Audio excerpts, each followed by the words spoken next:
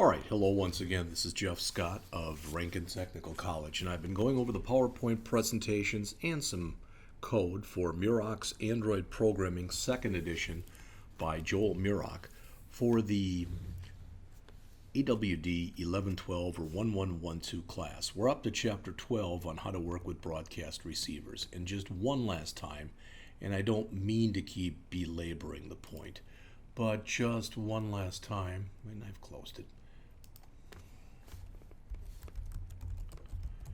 I wanted to mention again that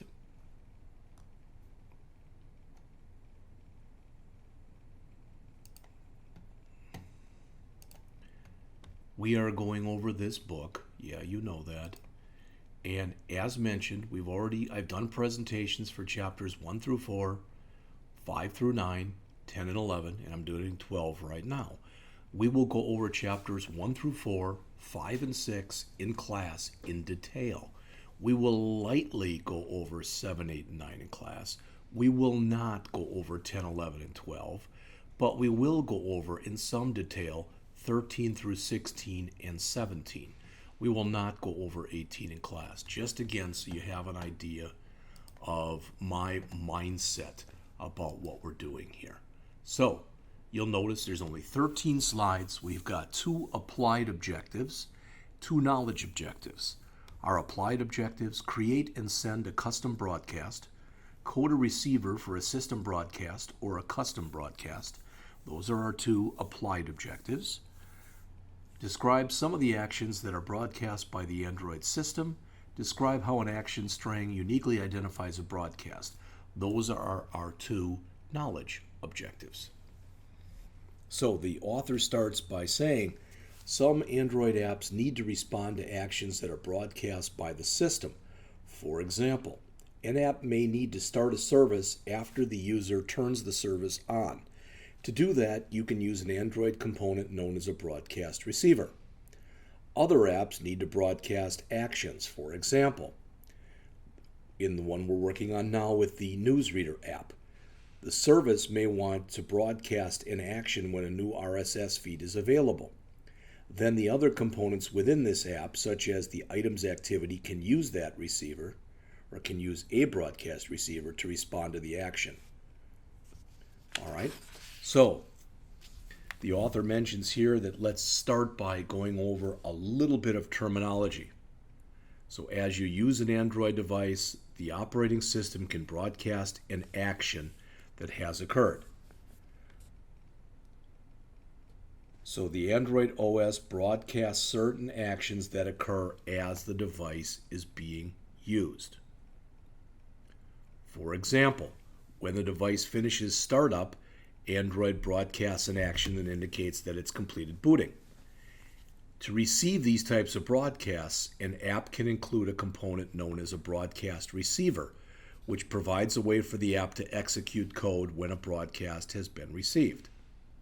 Now, as mentioned, and this stuff that you see on the screen right here is taken right from page 382 and 383 in figure 12.1. Every broadcast has an action string. This action string uniquely identifies the action. Now, what you see here, right there,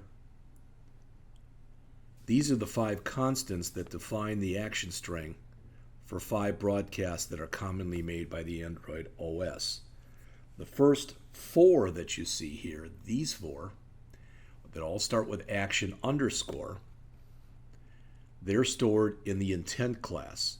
They're general purpose constants that apply to many different types of apps. For instance, this first one, it's boot completed, and it's typically used to start services that should always run. This one right here is for low battery, typically used to pause activities that might consume extra power. This one here is battery okay, and that can resume activities that consume power. And this one here says that a power source has been connected to the device. Now, the last constant that's here, it's stored in the Connectivity Manager class, and it's stored there because it applies only to apps that use a network connection. And this signifies that a change in network connectivity has occurred. So you can go over to here if you want and get a text file that contains the broadcast actions. Okay? Now, figure 12.2, which is on pages 384 and 385, show how to code a receiver for the boot completed broadcast. You need to do that, you need to code a class that extends the broadcast receiver class. All right. Within the class for the receiver, you can override the onReceive method, and it shows you that in here. The onReceive method is executed when the broadcast is received. In the figure here, this method starts the service for the newsreader app. After you create a class for the broadcast receiver, you need to register the receiver so Android knows the broadcasts it should receive. The easiest way to do this is to add a receiver element, all right, into your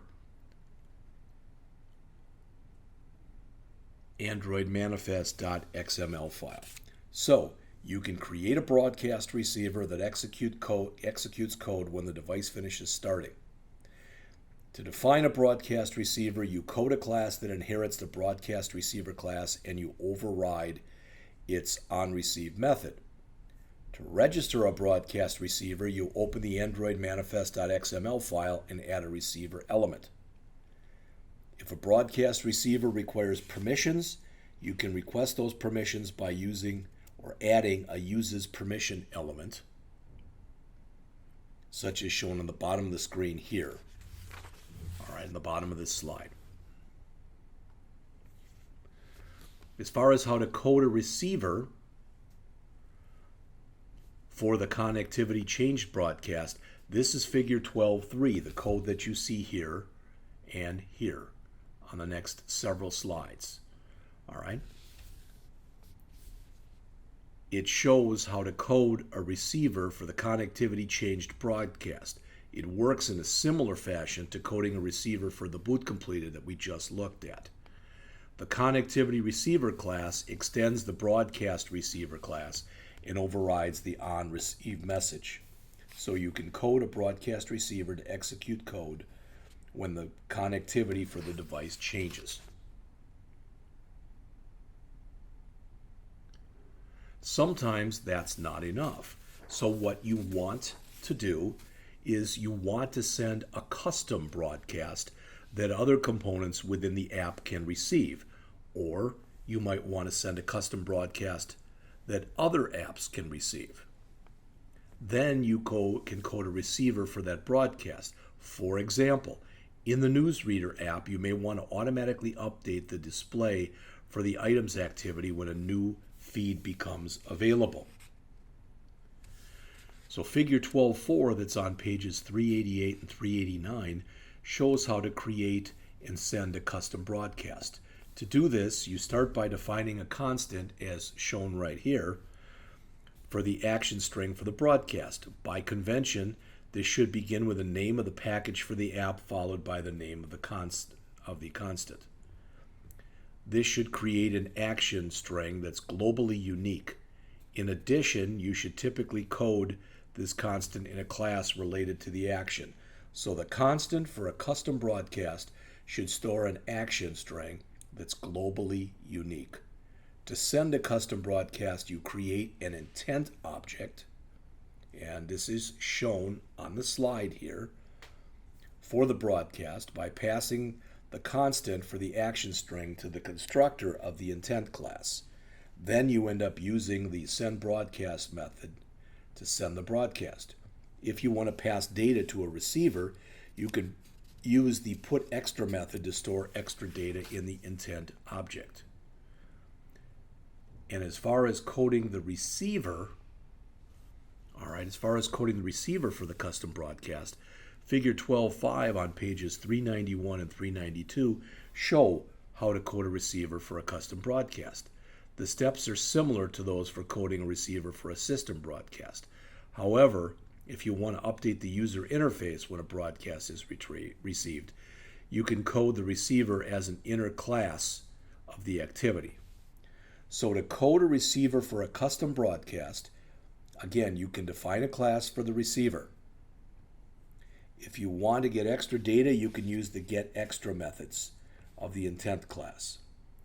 And you can use Java code to register and unregister a receiver.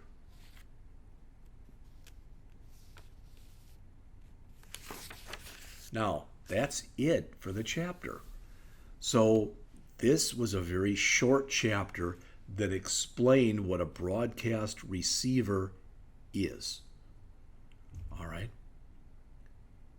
If you're developing an app that needs to receive and work with these types of broadcasts, the author recommends that you search the internet for more information.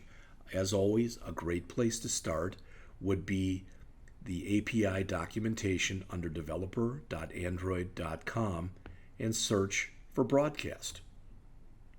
All right, that should at least get you started.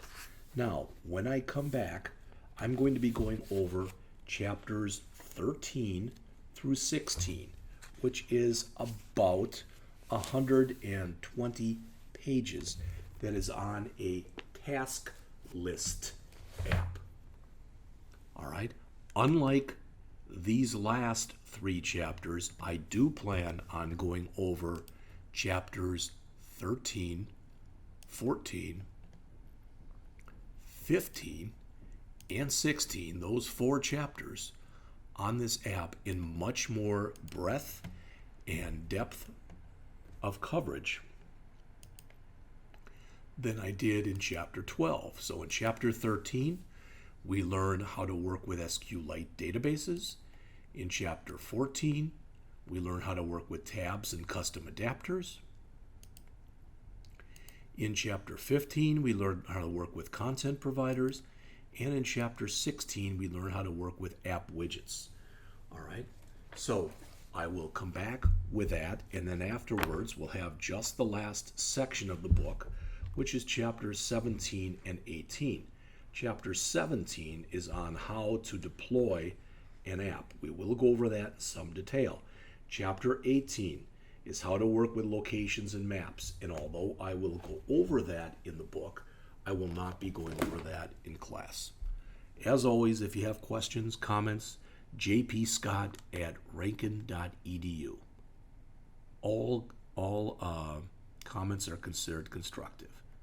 All right, be back to start with a task list app soon.